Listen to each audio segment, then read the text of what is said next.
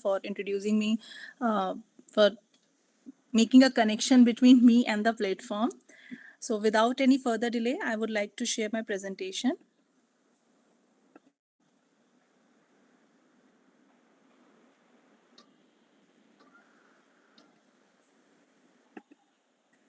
So is the PPT visible? Yes, ma'am, you can continue. It is visible. It is clear. I hope these slides are moving. Yes, ma'am, these slides are moving. Okay, thank you, sir.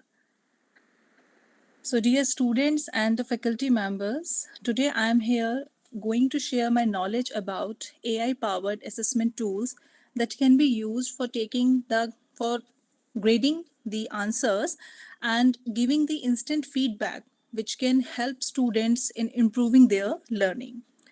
What I'm going to discuss today is outlined here.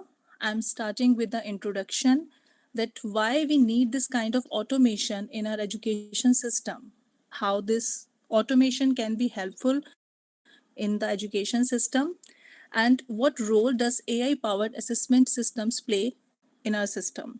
What are the different types of AI assessment tools? Followed by, if they exist, what could be the features that these tools should contain? Then, if we have these AI assessment tools with us with different features which are required, what could be the benefit that as an instructor we can get and the students can get from these tools? Then I have included 2 or 3 real life examples of AI powered assessment tools which are working in this direction. And along with that, I have also included the research insights of these assessment process, that how we as a researcher can move in this direction, how we can create our own tool as per our own requirement. After that, as I said, that AI can never replace the humans. We are filled with challenges and limitations or our system. Even if we build any tool, any assessment tool, we need to face some challenges, and there are certain limitations of those tools. So, what are these challenges? What are the limitations that I'm going to discuss today? Followed by the conclusion of the session, and after that, you can ask your questions. So, we are part of an education system where we are providing some learning to the students. As an instructors, we ourselves learn and teach the students. The administrators are doing a lot of tasks related to the administration. All of these things can be automated if we use the concept of artificial intelligence with that. So, this education system also needs AI automation so that we can transform these tasks. We can transform how students can learn. In general, we have the classroom teaching where we teach the students, but sometimes some students need more focus. Maybe in the gathering, they are not able to understand the concepts. So, can we have such systems developed with the help of AI where we can provide some specialized learning to those students? As an instructor, when I teach, I am teaching, but along with that, I am doing many tasks. So, can those tasks be automated? As we talk about administration, administration also has many responsibilities. For example, all of us, we work in a university system where we have the concept of assigning the external or conducting the practical exams. So, can these things be automated? We can move in this direction with the help of research, with the help of models available with respect to AI. And yes, it is possible to automate all these tasks. Maybe not up to the mark, but yes, there is a still possibility that we can at some point automate certain tasks. We can have the adaptive learning system with the help of AI that can tailor the learning experience as per the student's need. If the student required some basic learning which is not provided in the syllabus, we in the NAC we have the concept of slow and weak learner. We have to identify these learners and we have to take care of the needs of slow learners, that how we can improve their learning experience. So we can do that with the help of some adaptive learning system that we can develop with the help of AI. We, on the basis of their learning style, we can develop the tools that can help those students. So AI powered systems in education can be helpful in various ways. I have listed some of them here. For example, the personalized learning, we can make any learning personalized as per the need of the student. We can move in the direction of automatic grading along with the feedback. There is one option in which we just perform the automatic assessment, but we do not include any kind of feedback. But if the feedback is given, student got to know that where they are wrong, in which direction they need to work hard. We can have the virtual learning environments for the subjects where it is required. For example, in case of chemistry, we can have the virtual learning environments where sophisticated chemicals are which are not generally available and which can be harmful for if they touch our skin. So we can have the virtual learning environments for those chemicals. We can drive the insights from the student's performance if we develop an automated tool which is analyzing the performance of the student. Then we can develop some insights that in which direction the student is going wrong and where the person or student need to improve. And along with that, we can enhance the accessibility for the person with special need. I'm working with some of my students on a problem in which we are trying to summarize the content for the person with special needs, for the deaf and dumb and blind person. We are accepting input in any format, whether it is video or text, and we are trying to summarize the content and giving the output in multiple languages along with the audio. So if a person is blind, the person cannot read button. If the person cannot read, so the person can listen the summarization. So there are various ways in which we can use AI to develop the tools which can help our education system or the person which have some special needs. Once we have these systems, we are here. Today's presentation is about the assessment tools. So if we have these systems, then with respect to the assessment, how AI can be helpful? What role is AI powered assessment is playing in the system?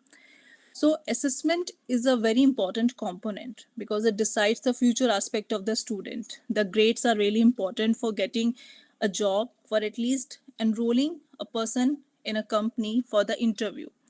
So this student performance is deciding the future aspect of the student, and this assessment should be very fair. There should be no biasness in the assessment. This fairness and biasness can be incorporated here with the help of automatic process.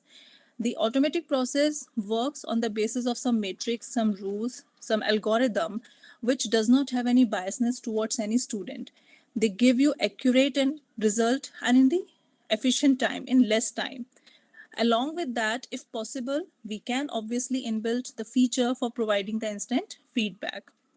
It also enables the educator that they can track the progress of the student and they can identify the learning gap, that where is the point, what is the topic, specific area where the student is not performing well and what can be done to improve its performance. The AI powered assessment can also provide the personalized assessment. Personalized assessment is based on the personalized learning. On the basis of, once you find out these learning gaps, on the basis of that, you can have a special questionnaire for the student so that the student can learn better. You can have specialized notes for the student. So it's a kind of personalized learning, and within that, it is a personalized assessment. It will enhance the student learning outcome, and once this outcome will be enhanced, the overall academic success will be there. And it's not only for helping the students, obviously it helps us as an instructor. During the semester, there are a lot of times when we have to perform this assessment and we do not get time for other things. So if the process of assessment is done automatically, we can be more focused towards teaching, towards mentoring the students, and towards the research. So it's not only for the students, it's also for us. It will be helpful for us if we took a step towards the assessment tools which can be helpful for the automatic grading. So once we are going towards in the direction of assessment tools, we need to decide that what kind of assessment tool we need, as there are various ways of checking checking that how student, what exactly student have learned. So in those ways, we can have objective type questions, we can have subjective questions, we can have program codes associated with the programming paper, and we can have the mathematical problems also. Related to every type of query, we can have different types of assessment tools also. Out of these listed here, the tool which works for multi-choice, true, false, or fill in the blanks, which comes in the category of objective type, it is the easiest one to implement because you just have to check for a certain option. There is nothing related to the context, yeah, how the student has written the answer. So the easiest one to implement here is assessment of objective type answer, which includes your multi-choice answers, true, false, and fill in the blanks. For subjective answers, we have short answers, long answers, and another category which comes under essay assessment. So generally, we do not differentiate between long answers and essay assessment. But from my point of view, as my research area moves towards around automation of teaching learning process using natural language processing, I have seen that essay assessment is different from the long answers. Whenever you ask a student to write long answer for a certain question, then you try to find out the key points, whether the student has covered up all the key points or not. Even if they are not in order, the answer is acceptable. But when you write an essay, there should be a way of writing it. Each paragraph should have the connectivity of the with the previous paragraph. So essay writing, essay assessment need to examine this connectivity also. While in case of short and long answers, if the connectivity is missing, although it should be there, but even if the connectivity is missing, it is acceptable. But it is not an easy task. When you are going to assess anything written, whether it is a short answer, long answer, or essay assessment, you need to check in which context the answer is written, whether the next line is talking about the same topic what was being taught about the first line. So the connectivity between the lines matters. So teaching a machine, teaching any AI machine, any model, this context is a difficult task in itself. Although we are filled with this type of model, still we need to find out the better ways of assessment. Sometimes the student express in different ways we humans can understand, but a machine cannot. So, although the machine is doing this task of assessment, but not at that level the humans can do. After that, the assessment of program codes, it is in itself is a very difficult task. The program can be written in various ways. There are various ways of writing the code, and teaching the machine each and every way of writing the code is not an easy thing. There are certain ways with which you can check whether the program code is correct or not. You can find out the smaller units of the program, the tokens, and you will have an appropriate answer given by the evaluator with which you can make the comparison. You can calculate the similarity between them, but still there might be certain tokens, certain things in the student program that will not match with the evaluator one. So AI will answer, yeah, will grade the program according to the matrix, according to the algorithm defined. If something is not matching, do not give marks for that. So what we need to do in this case, we can have some human collaboration that do not dependent on AI completely. Have some human collaboration. Just give a cross check if the answer is coming very low, if the answer is very less. So just give a cross check for that whether the machine has evaluated it correctly or not. So assessment of program code in itself is a very challenging problem. Then we come to the assessment of mathematical answers, which is similar to the program code. There are various ways of writing one answer, there are various ways of solving one problem. So it is difficult to teach the machine each and every way. So here also, human collaboration is required. We cannot be completely dependent on AI. Even if AI is answering, we can be doubtful about the accuracy. Maybe for certain questions it is giving the correct answer, but maybe for certain questions it is not performing it correctly. So we need to take care of the things that if AI is performing this task of grading, we need to regularly check the accuracy. We need to collaborate a human with it who regularly checks that whether the machine is performing well or not until we have certain models which can learn each and everything for the mathematical problems and for the program codes. So once you have these assessment tools, you need to think about the features these assessment tools can have. When we are developing it, it involves cost, it involves time, and we are doing it to reduce our time. We are using it so that we can get more time for other things. So we are reducing a burden for us. So the features of AI assessment tool can be automatic grading, which we are talking about, that it should be able to automatically check the sheets along with giving the personalized feedback. This feedback can be given by two ways. Either you are giving the instant feedback on the basis of what content the student has written, what is the structure of that content, or the language related features. If it is written in English or in any other language, there is a way of writing the sentence, whether that format has been taken care or not. So instant feedback can be based on the quality of the content, the structure, how the answer has been written, or any language related issue that is required. Apart from that, we can have the detailed analytics. This detailed analytics is for highlighting the strength and weaknesses of the answer. If the student has written an answer and you are evaluating, your machine is evaluating it automatically, then the machine can have a detailed analytics of that to tell that what could be improved in it.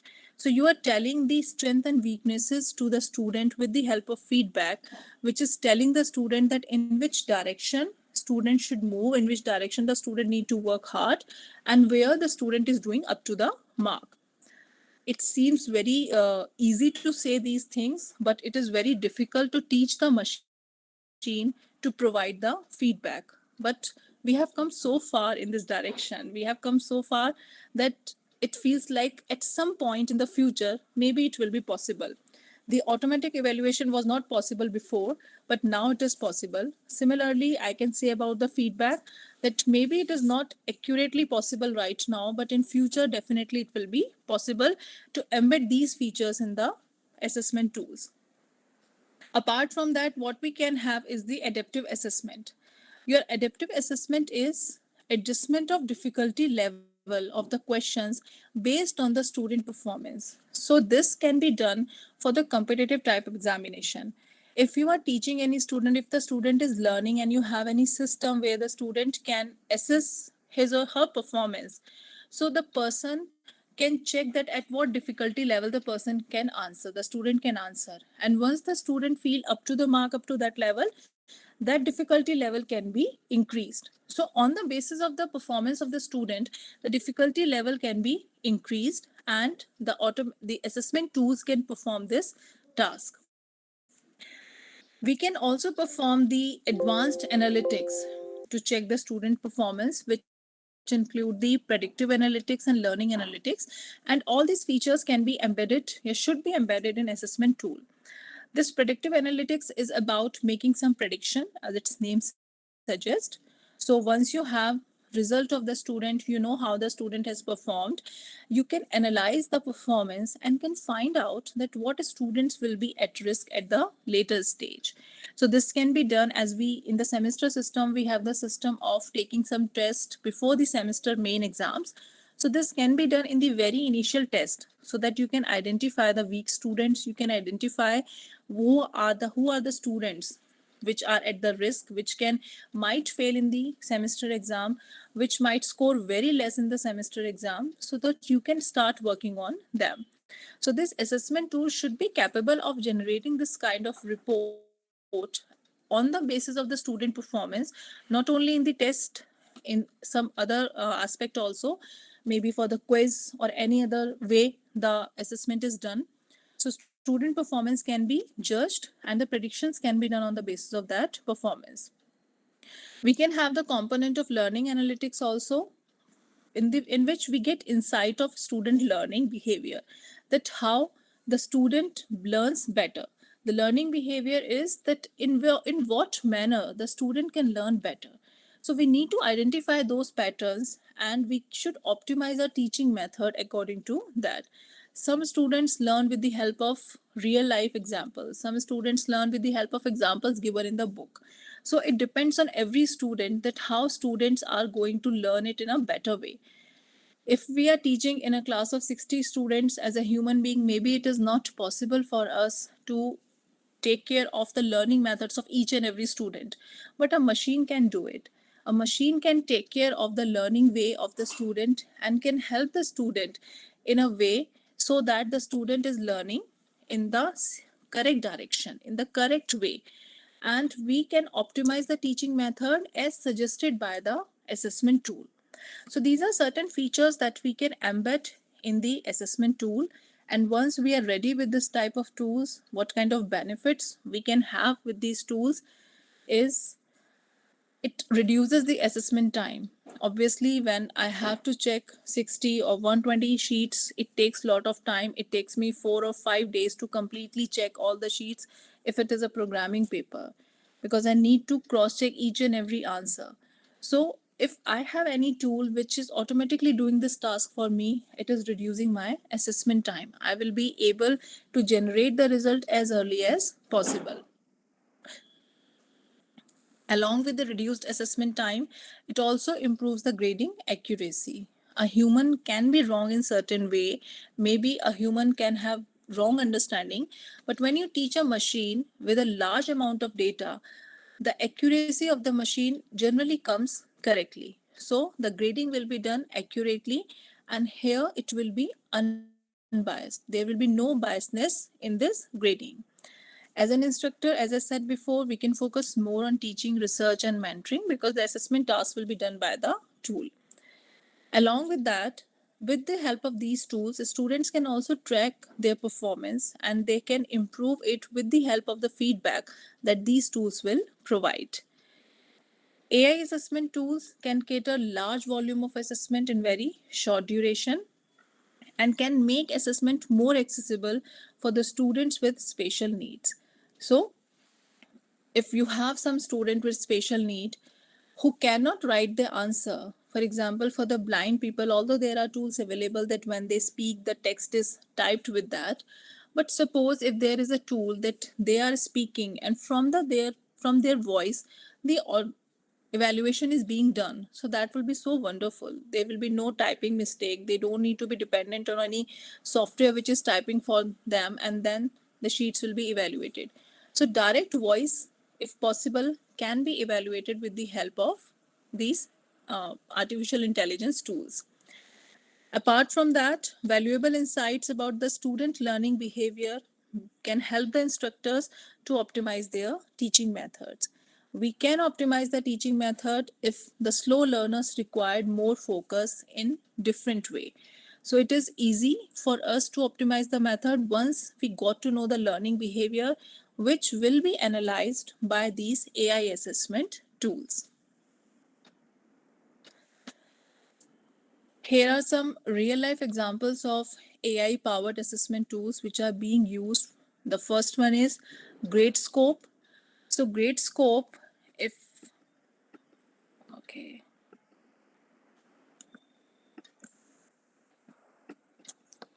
okay, I'll open it in the browser and you can have a look at what kind of facilities it provides.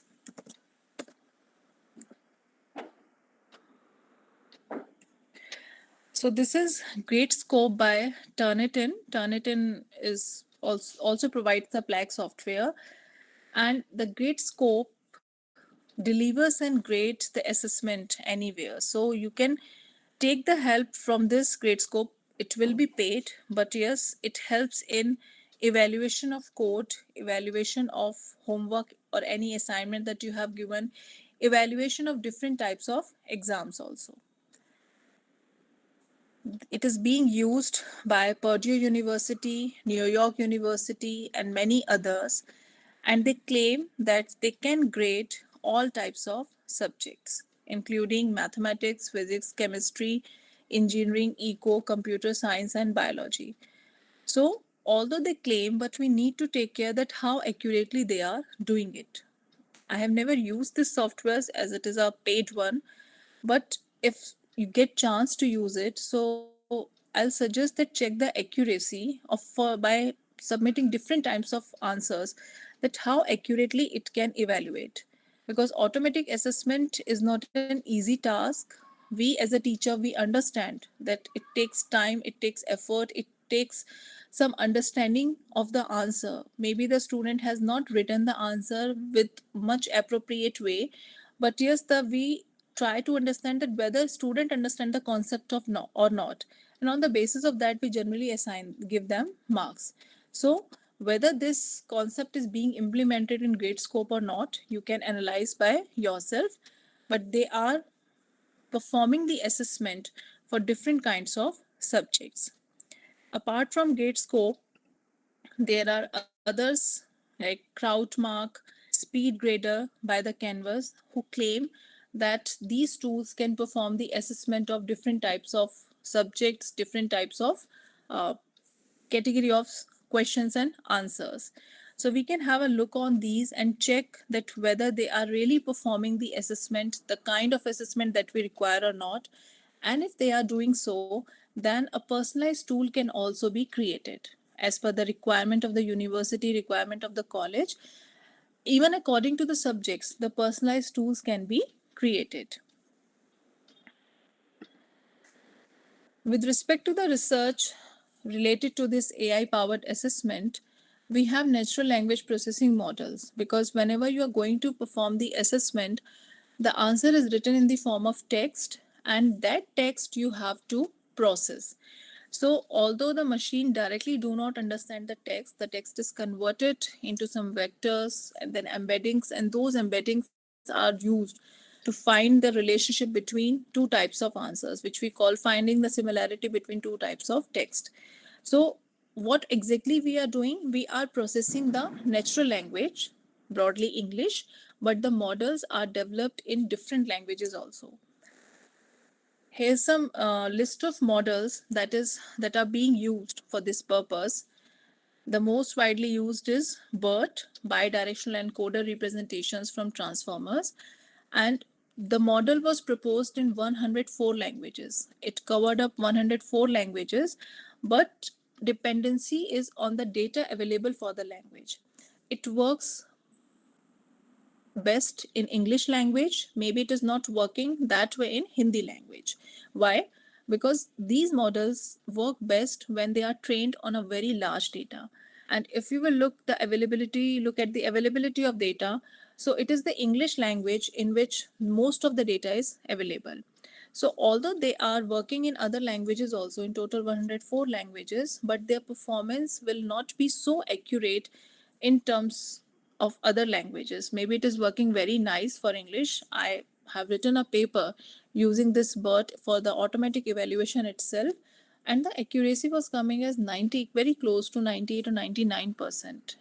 I was amazed to see that a model can is trained on so much data that it can evaluate the sheets written in English only. I checked for the English, but for the other languages, maybe it will not perform accurately because the data is not available. So the dependency of these models is highly on the data availability. The more data will be available to them, the more accurate results they will give. Apart from BERT, we have various versions of BERT like Robert A, which is robustly optimized BERT approach.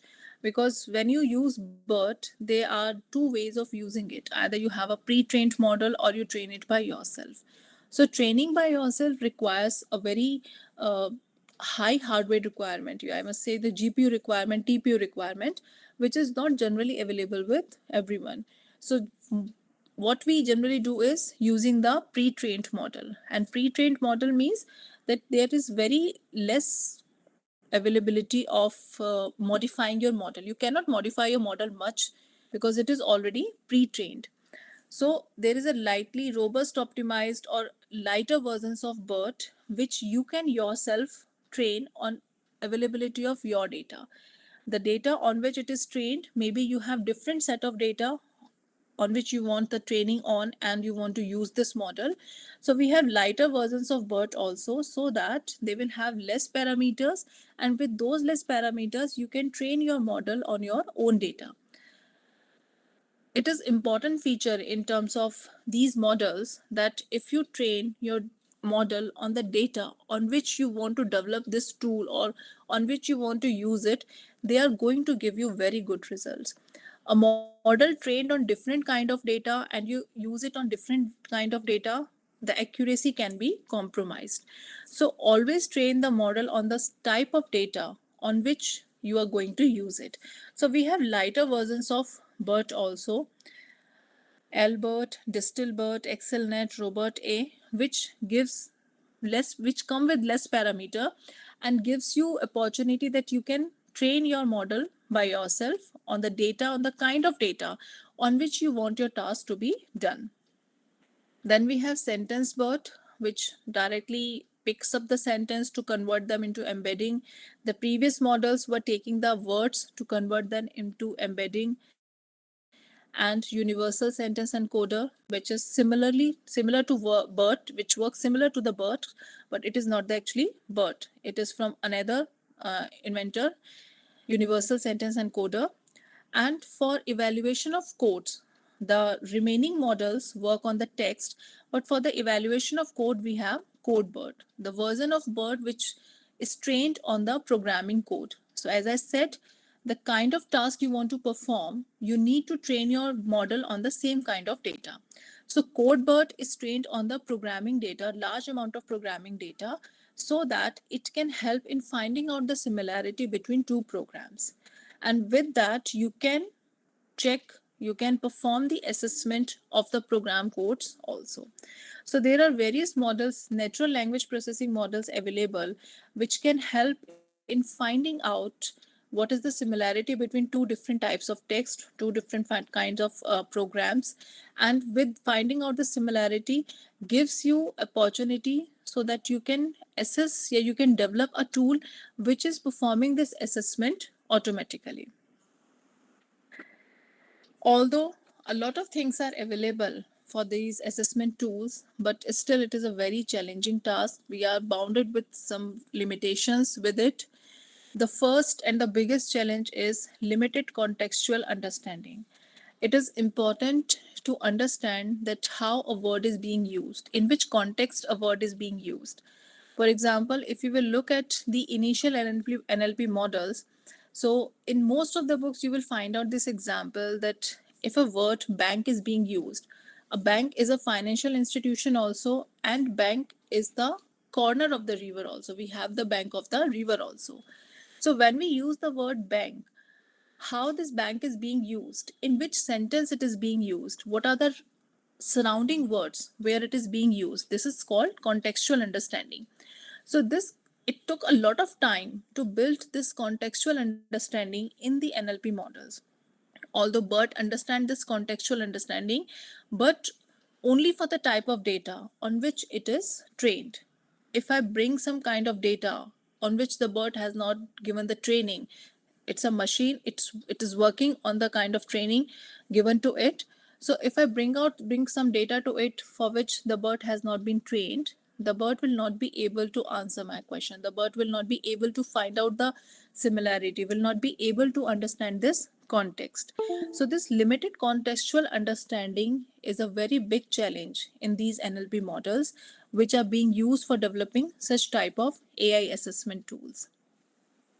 Your assessment tools, they rely more on the matrix instead of subjective aspect of the student performance. So these are working on some algorithm. The algorithm has some matrix, some way of measuring everything. They do not deviate from their matrices. They do not look at the subjective aspect, that how student has written it. They understand these context on the data on which it is trained. So relying on these metrics may sometime give the wrong result. Maybe the student has written the answer which, when we humans read, we find it correct. Maybe not appropriate, but yes, it is correct. So the evaluation should be done, marks should be assigned. But the machine, which is only following these matrices, the machine will not be able to give grade to the student. The machine will measure the answer on the basis of these matrices and it will not give any grade to the student. So this is a big challenge, that apart from matrices, can we really make some, yeah, embed some knowledge to the machines, to the assessment tools, that they can also look at these subjective aspects of the answers. Bias in AI algorithm. We were talking about the biasing with respect to the student-teacher relationship. Maybe a student is very favorite to the teacher, so the teacher become biased towards the towards marking the student. But there can be some biasing in AI algorithms also. AI algorithms are purely working on the data on which they are being trained. So if there is some biasing in the data, the algorithm by default is biased towards that. If you have heard about imbalanced data set, so imbalanced data set, we say when we are more towards one kinds of classification, if the classification is in between yes and no, and the majority of data goes towards yes, so algorithm will be biased towards the answer yes. It will mostly classify every test set as the yes. So there can be biasing in AI algorithm, and if the algorithm contains some biasing mechanism, then the tool that you are going to develop from that will automatically be biased towards the data on which it has been trained. The biggest challenge is giving the personalized feedback, because personalized feedback is according to the answer written by the student, in which the way the student has written the answer, what type of content the student has picked, what is the structure. Teaching a tool all the grammatical rules is really difficult. I myself tried to write a paper of the assessment which includes some grammatical rules, and I ended up with the concept of fuzzy logic. I could not make the BERT or any other model learn these grammatical concepts because these are really difficult. I moved towards the concept of fuzzy logic, where I can define my rules according to the grammatical rules given by the English. So making your own rules, there might be some fault in that, and if a rule is being created with some fault, the result will be faulty. So giving the personalized feedback in itself is a very challenging task for the machines. Now comes the limitation, that what are the limitations, yeah, what could be the limitations associated with this AI assessment tools. So when we talk about the limitations, the biggest limitation is their inability to assess the complex task, which includes some mathematical problems.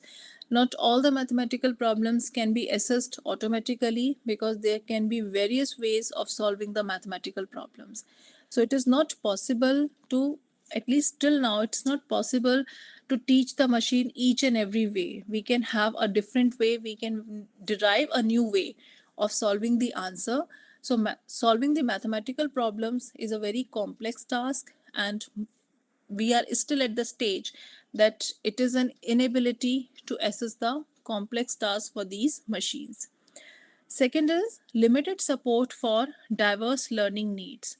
Limited support for diverse learning needs, if you have seen these tools, whatever example I gave, they are talking about the normal evaluation. They are not talking about the evaluation done for the blind persons, for the deaf and dumb people, for the person with special needs.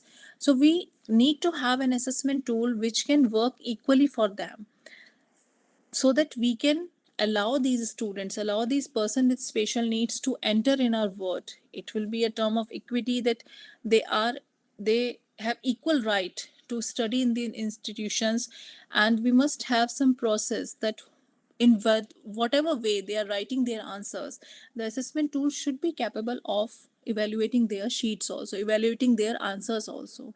So we still have very limited support for these diverse learning needs. So at the end, the whole process of these assessment tools, in which we saw that why they are important, what kind of assessment tools we can have, what features they can have, what are the availability of these tools, what could be the challenge and limitation. I ended up this discussion